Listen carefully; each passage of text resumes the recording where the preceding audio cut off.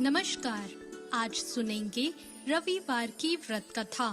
प्राचीन काल में एक नगर में एक बुढ़िया रहती थी।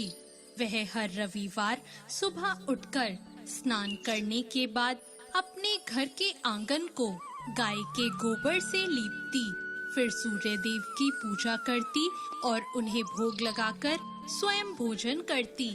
लेकिन बुढ़िया अपना आंगन लीपने के लिए अपनी पड़ोसन के गाय का गोबर लाती। वहीं सूर्य देव की कृपा से बुढ़िया को किसी प्रकार का कष्ट नहीं था, इसलिए उसे देखकर उसकी पड़ोसन बहुत जलती।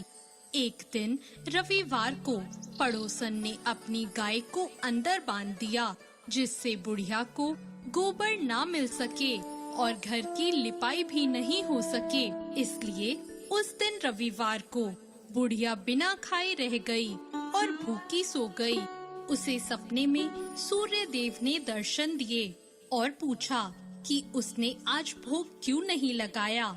इस पर उस बूढ़ी औरत ने जवाब दिया कि उसके पास गाय नहीं है और पड़ोसन ने गाय को अंदर बांध लिया है, जिसकी वजह से वो लिपाई भी नहीं कर पाई और भोजन भी नहीं पका सकी। तब सूर्य देव ने कहा, मैं तुम्हारी भक्ति से काफी प्रसन्न हूँ और मैं तुमको एक गाय देता हूँ जो तुम्हारी सभी मनोकामनाओं को पूरा करेगी। सुबह जब वो बुढ़िया जागी तो उसने आंगन में एक सुंदर सी गाय और बछड़े को खड़े हुए देखा। बुढ़िया ने पूरी श्रद्धा से गाय की सेवा करना शुरू कर दिया। लेकिन जब पड़ोसन को पता चला कि बुढ़िया के पास भी गाय आ गई, तो वह पहले से ज्यादा जलने लगी। तभी उसने देखा कि गाय सोने का गोबर दे रही है। सोने का गोबर देखकर पड़ोसन की आंखें खुली रह गई। पड़ोसन ने अकेले में उस गोबर को उठाया और अपने घर ले गई। सोने के गोबर की जगह वह अपने गाय का गोबर रख गई।